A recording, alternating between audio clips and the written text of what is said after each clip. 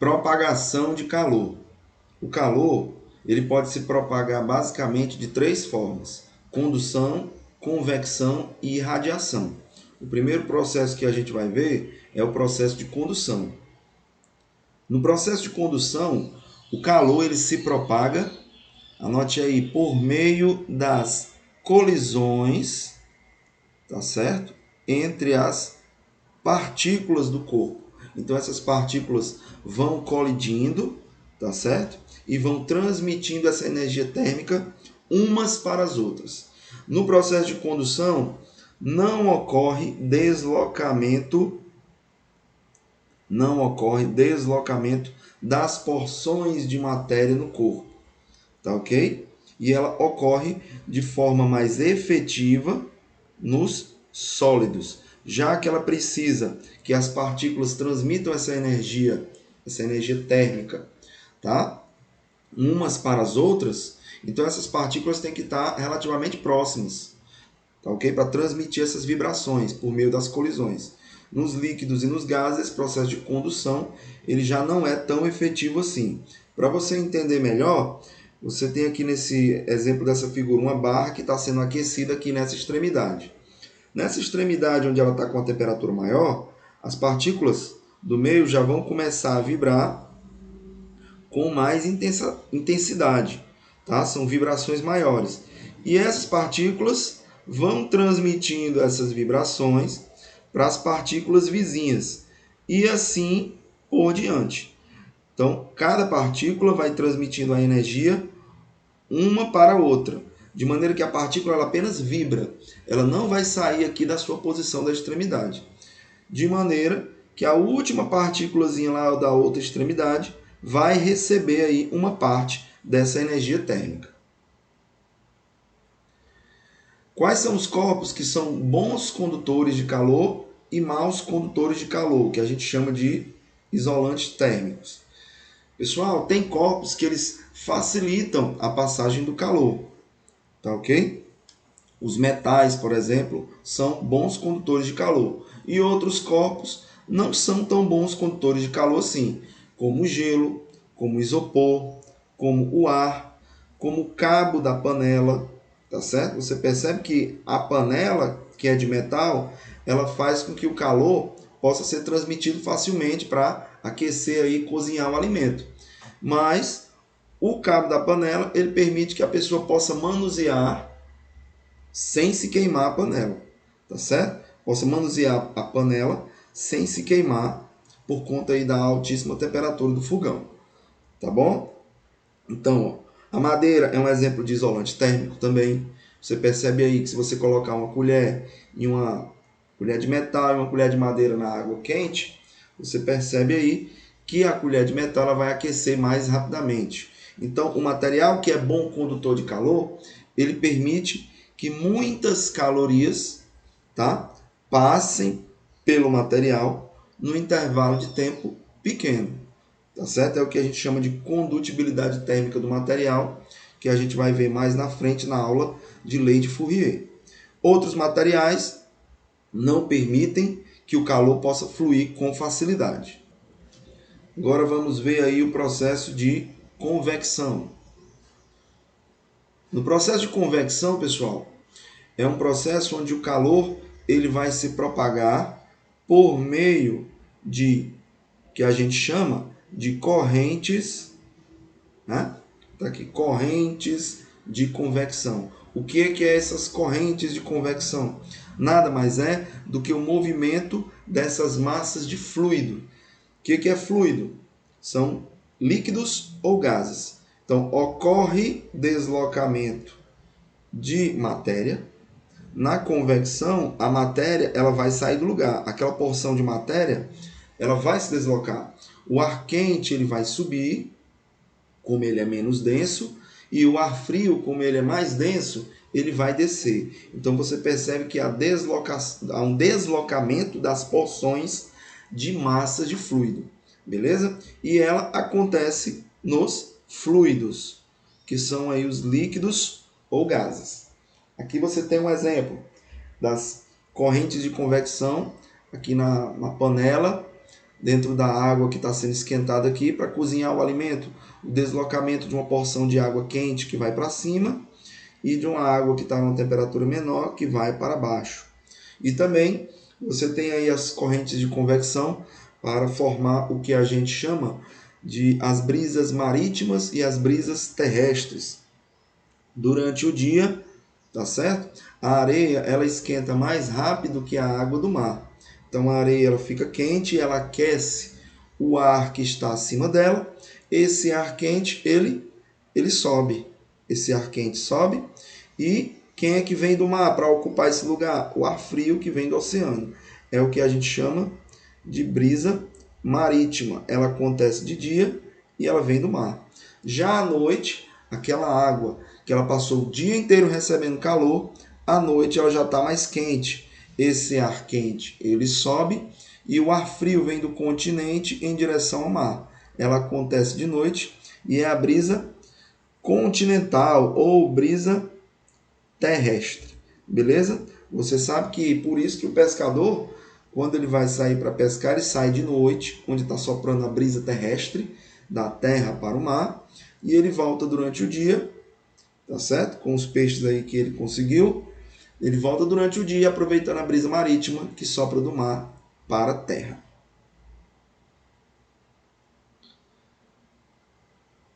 Transmissão de calor por irradiação. Esse é um processo de transmissão de calor muito importante, pois é ele que permite que haja vida aqui no nosso planeta, pois ele se dá por meio de ondas eletromagnéticas. Eletromagnéticas. A gente vai estudar melhor isso quando a gente estiver falando sobre ondas, tá? Mas a gente pode citar alguns exemplos de ondas eletromagnéticas. A luz visível, a onda de rádio, raio-x, infravermelho, ultravioleta. São tipos de ondas aí, tá, pessoal? Que, por exemplo, o Sol, ele emite essas ondas eletromagnéticas que viajam aí pelo espaço, tá? Com a velocidade da luz e chegam aqui na Terra. Tá? Então, outra característica importante desse processo de irradiação é que ele não precisa de meio material. Ele ocorre no vácuo. Se não fosse isso, tá? O calor e a energia luminosa que vem do Sol não poderia chegar no nosso planeta. Aí nós não teríamos vida, pelo menos não a vida que a gente conhece. Tá bom? Então, se dá por meio de ondas eletromagnéticas, não precisa de meio material, pois ele ocorre aí no vácuo. Fluxo de calor, lei de Fourier. A lei de Fourier, ela mede a rapidez com que o calor consegue ser transmitido de um corpo para outro. Por exemplo, você tem aqui um corpo A e um corpo B, eles estão aí a diferentes temperaturas, de maneira que a temperatura de A é maior que a temperatura de B, então você tem aqui indicado pela flechinha um sentido para o fluxo de calor. Esse sentido do fluxo de calor está indicado aí da esquerda para a direita, do corpo de maior temperatura para o corpo de menor temperatura. Então, esse calor, ele vai atravessar aqui, ó, né? Ele vai passar do corpo A para o corpo B por meio desse material aqui, tá bom? Dessa barra que foi colocada aqui entre os dois corpos A e B.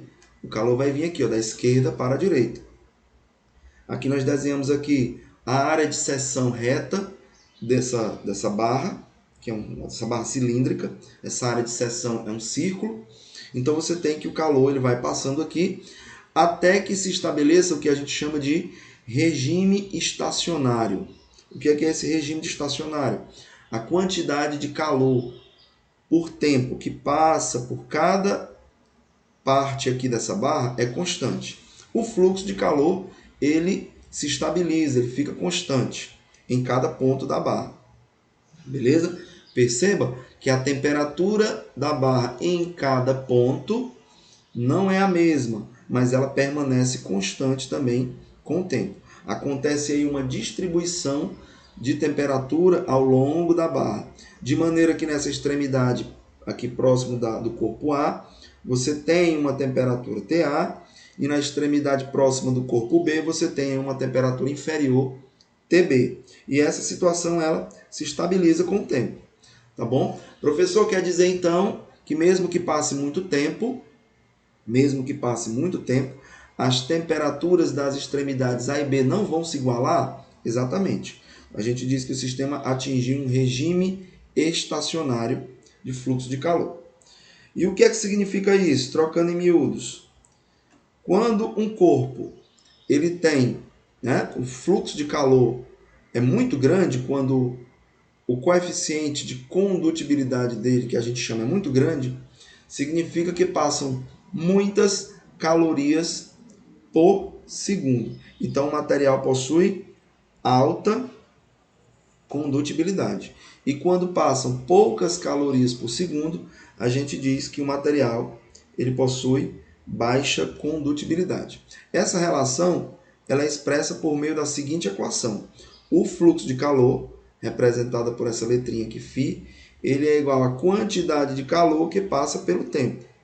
Tá certo? E outra maneira ainda de escrever o fluxo de calor é da seguinte forma. A lei de Fourier ela diz o seguinte, que esse fluxo de calor ele depende do material, de que é feito o material, que é justamente isso aí que vai determinar a condutividade ou condutibilidade térmica do material. Depende também aí, pessoal, da área, tá bom? Da área, que no caso aqui a área da nossa seção reta, por onde o calor vai passar, é um círculo, tá bom? Depende também da diferença de temperaturas. Você vai pegar a temperatura maior menos a temperatura menor. Perceba que essas temperaturas elas são medidas em regiões diferentes no mesmo instante de tempo. No mesmo instante eu estou medindo a temperatura em A e estou medindo a temperatura em B. E faço a diferença entre as temperaturas. Tá bom? Você pega aí a maior menos a menor. E dividido aí pela espessura, que no nosso caso aqui, da nossa figura, a espessura será o comprimento L da barra, esse comprimentozinho aqui, ó, daqui para cá, que eu digo aqui que é o comprimento L. Perceba que bem no meio do comprimento da barra, se eu olhar para esse gráfico aqui, ó, se essa barra for, por exemplo, de 1 metro, bem no meio da barra, quando eu estiver aqui na posição aqui 50 centímetros, a temperatura da barra é justamente a média aritmética simples dessas duas temperaturas. TA mais TB dividido por 2. Quer dizer que a metade desse comprimento vai estar na metade dessa temperatura aqui. Ó. Beleza? Então essa aqui é a nossa relação, tá bom? Que determina aí o fluxo de calor, conhecida como lei de Fourier. E a unidade de temperatura aí do fluxo de calor, tá? A unidade do fluxo de calor vai ser energia por tempo. A gente está falando aqui da unidade no sistema internacional, tá bom? Essa unidade ela vai ser joule por segundo, ou também conhecido como watts. Beleza? Vamos fazer aí um exemplo para calcular, para que a gente possa calcular e entender melhor a lei de Fourier. Neste exemplo, nós temos o seguinte. Uma chapa de cobre de área 6 metros quadrados, uma chapa de cobre de área 6 metros quadrados e espessura 4 milímetros, tem suas faces mantidas a temperaturas 30 graus Celsius e 80 graus Celsius, sabendo que a condutividade térmica do cobre é de 380 joules por segundo metro Kelvin. Não se assuste com essas unidades não, tá pessoal? Ele já deu aqui o valor da condutividade térmica do cobre. Esse aqui é o coeficiente de condutibilidade térmica.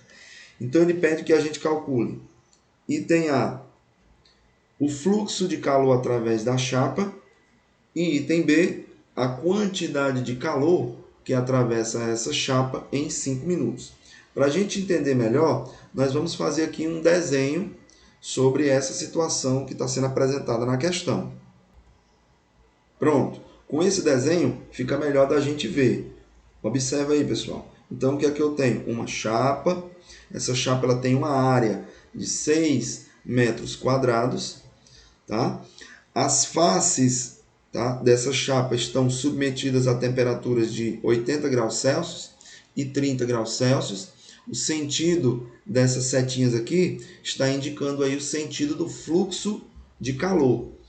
Tá? Sabendo que o calor ele vai espontaneamente da região de temperatura mais alta para a região de temperatura mais baixa. Beleza? E ele diz também a espessura dessa chapa, que é de 4 milímetros. Está aqui essa espessura aqui. E nos deu o valor do K. O que é o valor do K? É o coeficiente de condutibilidade térmica. 380 joules por segundo metro Kelvin. Então, nós vamos usar a lei de Fourier para que a gente possa calcular aí no item A o que ele está pedindo, que é o fluxo de calor. Então, escrevendo aí a lei de Fourier, nós temos que o fluxo de calor ele é igual à quantidade de calor dividido pelo tempo. E isso é a mesma coisa que o coeficiente de condutibilidade térmica vezes a área, vezes a diferença de temperatura, tá certo? Que eu vou chamar aqui de TA menos TB, mas você sabe que é a temperatura maior menos a temperatura menor, dividido aí por L, que é a espessura. Então, a primeira coisa que a gente vai fazer é substituir as informações que ele nos deu na questão. Ele nos deu o coeficiente de condutibilidade, está aqui ele, 380 joules por segundo metro Kelvin. Nos deu a área, nos deu a espessura e nos deu a diferença de temperatura. Então vamos lá. Fazendo aí o fluxo de calor. Vamos começar a substituir os valores, colocando aí as suas respectivas unidades. Então, coeficiente 380 joules. Vou colocar as unidades de outra cor aqui para destacar, para você poder observar como vai ficar. Joule por segundo metro Kelvin. Pronto. A área 6 metros quadrados. Pronto. Colocando os valores com as unidades. O que mais? Diferença de temperatura. A diferença de temperatura. Qual é a diferença de temperatura entre as faces? 80 menos 30. Então, vezes 50 graus Celsius. E embaixo, a espessura, que é de 4 milímetros. Observe o seguinte, milímetros, a espessura está em milímetros e a área está em metro quadrado. Então, a gente tem que ajustar isso tudo para metro. Por que para metro? Porque perceba que o coeficiente de condutividade térmica, em suas unidades aqui, ó, aparece o metro.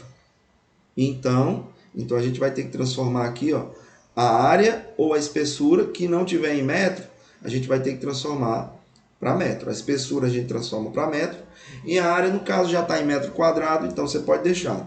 Lembrando, 4 milímetros, o prefixo mili, ele vale aí, ó, 10 elevado a menos 3. Então já está transformado aí para metro.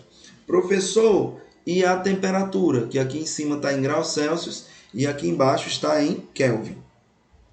No caso da temperatura, pessoal, a gente tem que lembrar o seguinte, que uma variação de temperatura na escala Celsius corresponde à mesma variação de temperatura na escala Kelvin, já que elas são divididas em 100 partes, né? Do seu ponto de gelo para o ponto de vapor. Então é o seguinte, se a escala Celsius variar 50 graus Celsius, a escala Kelvin vai variar 50 Kelvin. Por quê?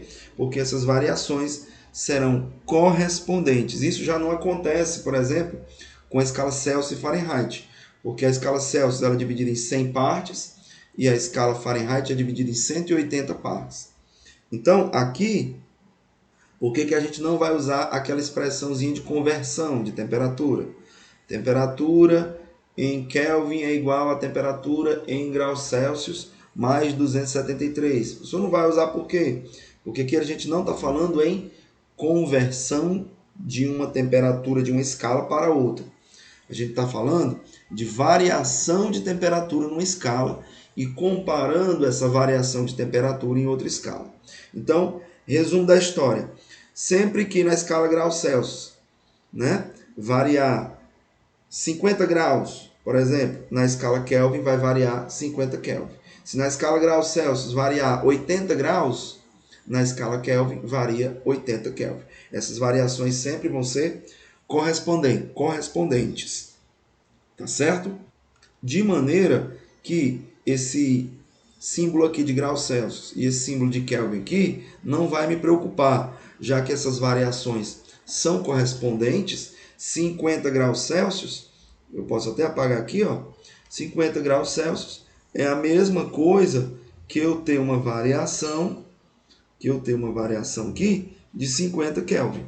E aí eu posso cancelar essas unidades. Observe, Kelvin com Kelvin, metro com metro vai dar metro quadrado embaixo, que vai cancelar com metro quadrado em cima. De maneira que a unidade que eu vou ficar aqui para o fluxo de calor é o joule por segundo.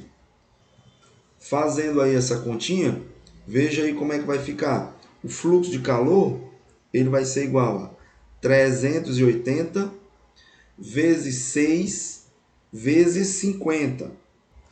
Tudo isso dividido por 4 vezes 10 elevado a menos 3. Lembrando, quando eu tenho potência no denominador, eu posso subir essa potência com o sinal do expoente trocado. Tá certo? Eu posso subir esse 10 a menos 3 aqui, ó. Ele vai subir aqui como uma multiplicação por 1000. Se a gente fizer essa continha aí, o fluxo de calor que você vai obter, ele vai ser igual a 2,85 vezes 10 elevado a 7 joules por segundo. Joules por segundo ou watts. Essa aí é a resposta para o nosso item A. E para o item B? Para o item B, pessoal, esse aqui é o item A. E o item B, ele quer o quê? A quantidade de calor que vai atravessar essa chapa em 5 minutos. E aí a gente vai usar essa expressão aqui, ó, relacionando o fluxo de calor, quantidade de calor e tempo. Como eu quero a quantidade de calor, basta eu multiplicar o fluxo que eu acabei de encontrar pelo tempo, tá? Que vai ser aqui em 5 minutos. Então, minha quantidade de calor vai ser o fluxo vezes o tempo. Perceba que meu fluxo está em joules por segundos. E aqui, ele quer a quantidade de calor que passa na chapa, através da chapa, em 5 minutos. Então, eu vou ter que transformar esses 5 minutos aqui para segundos, tá bom? Então, a quantidade de calor vai ser 2,85 vezes 10 elevado a 7, tá? Vezes 5 minutos, que eu vou transformar para segundos, que vai dar aí 300 segundos. Com isso, o meu calor, que vai passar através da chapa nesse tempo, vai ser 8,55 vezes 10 elevado a 9 joules. Beleza? Nesse outro exemplo aí, pessoal, ele diz o seguinte: o fluxo de calor através de uma parede é... Aí ele pede que a gente relacione aqui, lembrando sempre da equação da lei de Fourier, né? Fluxo de calor é igual a coeficiente de condutibilidade térmica do material vezes a área, vezes a diferença de temperatura, né? Maior temperatura menos a menor temperatura, tá certo? Belezinha? Tudo isso dividido por L, que é a espessura. Então vamos lá, vamos ver aqui cada item. Item A. O fluxo de calor, ele não depende do material que constitui a parede? Ele depende do material, sim, está representado pelo coeficiente de condutividade térmica. Então, aqui está errado, ele depende do material. Está dizendo aqui que o fluxo de calor é inversamente proporcional à área. Perceba que a área, pessoal, está no numerador. Quer dizer que se a área dobrar, o fluxo também dobra. Então, não é inversamente proporcional à área. Ela é diretamente proporcional à área. Beleza? Item C. O fluxo é diretamente proporcional à espessura. A espessura, perceba que ela está no denominador. Isso indica que se a espessura dobrar, o fluxo ele vai ficar diminuído pela metade. Então, o fluxo ele é inversamente proporcional à espessura. Item D. O fluxo é diretamente proporcional à diferença de temperaturas entre as faces, justamente. Você vai tomar a diferença de temperatura entre as faces e essa diferença vai ser proporcional aí ao fluxo de calor. Então, aqui já é correto o item D. E item E, o fluxo é inversamente proporcional ao quadrado da espessura. Não, a espessura não está ao quadrado. Ele é inversamente proporcional à espessura. Não tem aqui esse termo ao quadrado da espessura. Então, o item E está falso. Neste outro exemplo, nós temos uma barra de alumínio tem comprimento L igual a 2 metros. E a área de seção reta A igual a 10 centímetros quadrados. Uma de suas extremidades está em contato com o vapor de água, representado aqui por essa figurinha. Aqui a barra, 2 metros, né, de comprimento. Esse aqui vai ser a espessura da barra e a área de seção circular. Ele já deu o valor aqui, ó, que é de 10 centímetros quadrados. Pois bem, uma extremidade está em contato aí com o vapor de água, a 100 graus Celsius. E a outra extremidade com gelo fundente. Gelo fundente, tá? Ele está a uma temperatura de 0 graus Celsius. Lembrando que esses valores aqui é a pressão de 1 atm a nível do mar. A barra é envolvida por amianto para se evitarem as perdas de calor. E aí ele pergunta, item A, qual é o fluxo de calor através da barra? E item B, qual é a temperatura no ponto P, que está aí a 40 centímetros do vapor a 100 graus Celsius. Então vamos lá. Para isso, pessoal, a gente tinha que procurar o valor tabelado do coeficiente de condutibilidade do alumínio, o K do alumínio, que ele não deu na questão. E a gente precisa dessa informação para a gente poder resolver o que ele está pedindo. Tá certo? 200 joules por segundo metro Kelvin. Esse aqui é o coeficiente, é o K do alumínio. É a condutividade térmica do alumínio. 200 joules por segundo metro Kelvin. Pronto, com essa informação, a gente já pode usar a lei de Fourier para calcular o fluxo de calor. Então, o fluxo de calor vai ser o coeficiente, que vai ser 200 joules por segundo metro Kelvin. Vamos colocar essas unidades aqui, para ver se a gente precisa fazer alguma transformação. Vezes quem? Vezes a área. A área está em centímetro quadrado. E perceba que no coeficiente de condutividade aparece aqui o metro. Então significa que essa área ela vai precisar ser transformada para metros quadrados. Então como é que a gente faz isso? A gente repete o 10, tá? Esse prefixo C aqui, ele vale 10 elevado a menos 2. Como ele está ao quadrado, então vai ficar 10 elevado a menos 4. E aí eu já transformei para metro quadrado. Beleza? Repete o 10 da frente. E o prefixo C, que vale 10 a menos 2, você eleva ao quadrado. Pronto, transformou 10 centímetros quadrados em metros quadrados. O que mais? A variação de temperatura. Tá certo? Quanto é a variação de temperatura? Uma extremidade está a 100 graus Celsius, a outra extremidade está a 0 graus Celsius. Então vai ficar 100 menos 0, 100 graus Celsius.